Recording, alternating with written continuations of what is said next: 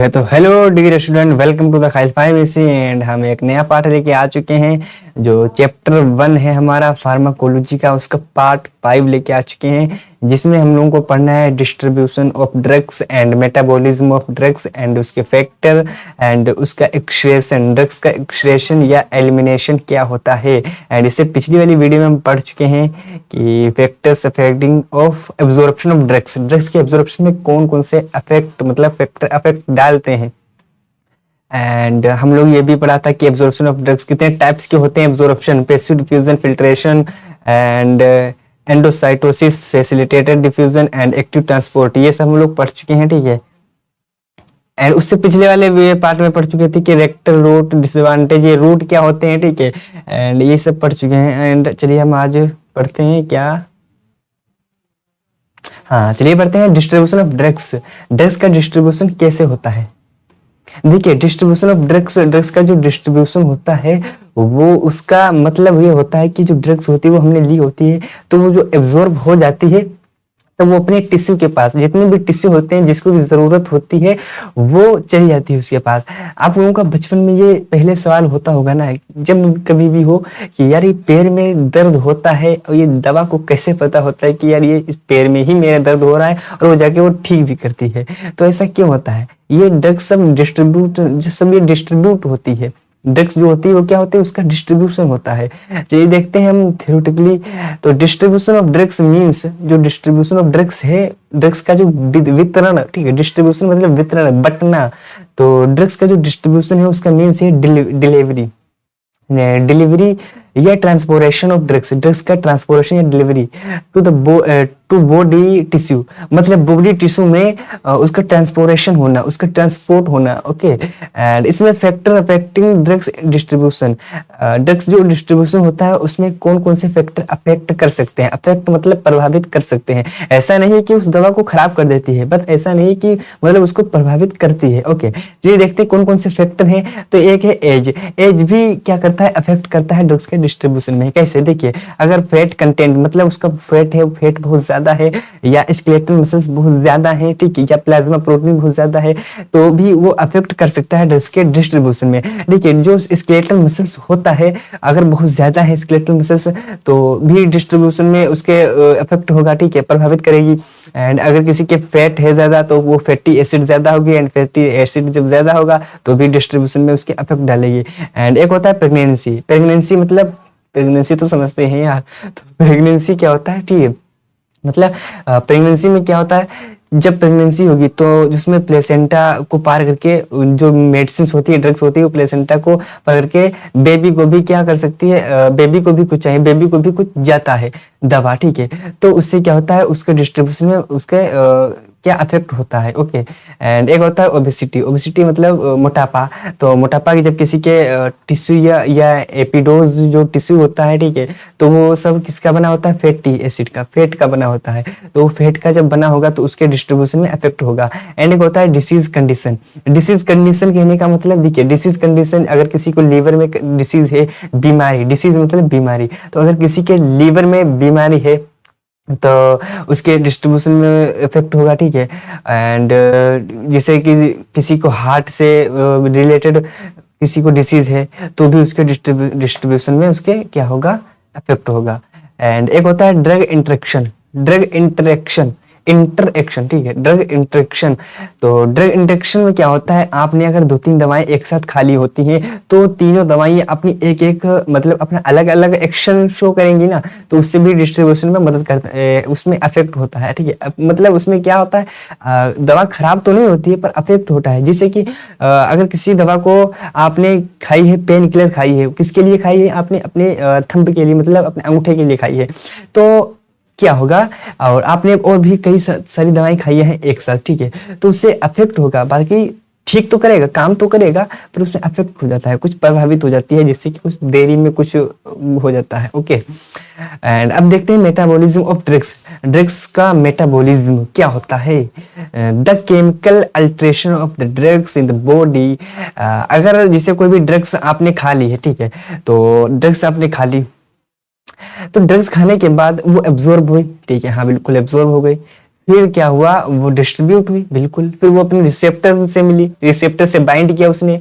मतलब अगर जिस भी रिसेप्टर्स के मतलब रिलेटेड आपने ड्रग्स खाई है, तो रिसेप्टर को या तो क्या करेगी, इनहिबिट करेगी, या तो स्टिमुलेट करेगी, मतलब उस रिसेप्टर से मिलके या तो उस रिसेप्टर को रोक देगी या तो उसको बढ़ा देगी, मतलब इसीलिए तो दवा खाते हैं। ठीक है, तो क्या होगा, मतलब या तो उसको इनहिबिट कर दिया या तो उसको बढ़ा दिया, तो फिर वो अपना वो एक्शन शो करेगी। एक्शन शो करने के बाद अगर वो दवा निकले ना, उसका एक्सक्रीशन या एलिमिनेशन या उसका मेटाबॉलिज्म ना हो, तो वो दवा यार वो तो अपना एक्शन शो करती रहेगी। आपने सेडिएटिव ली, मतलब नींद की गोली ली, और वो एक्शन शो कर रही है अपना।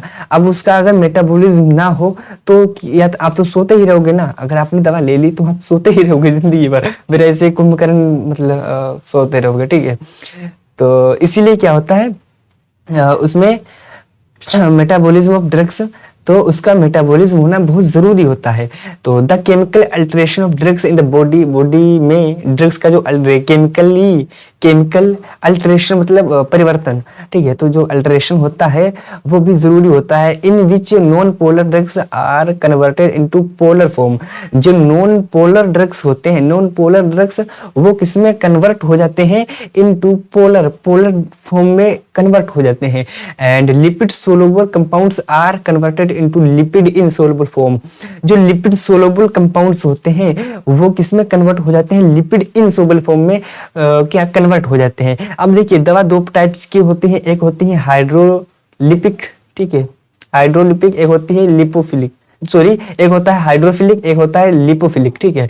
तो हाइड्रोफिलिक क्या होता है, वो मेडिसिन होती हैं हाइड्रोफिलिक जो कि पानी के साथ आसानी से घुल जाती हैं। एंड जो लिपोफिलिक होता है वो पानी के साथ आसानी से नहीं घुलती हैं, बल्कि वो फैट के साथ आसानी से घुलती हैं। और अगर जब फैट के साथ आसानी से घुलेंगी तो वो एक्सक्रीशन उसका एलिमिनेशन होगा ही नहीं, क्योंकि वो हमारा जो एक्सक्रीशन होता है, जो एलिमिनेशन होता है ड्रग्स का, वो किसके थ्रू होता है, या तो किडनी के थ्रू होता है, या तो पसीने के थ्रू, या तो जहां से हम मल त्याग करते हैं ना, वहां से एक्सक्रीशन उसका होता है। तो वो पानी के ही रूप में निकलेगी ना, तो इसीलिए उसका बदलना, उसका कन्वर्शन भी जरूरी होता है, ठीक है।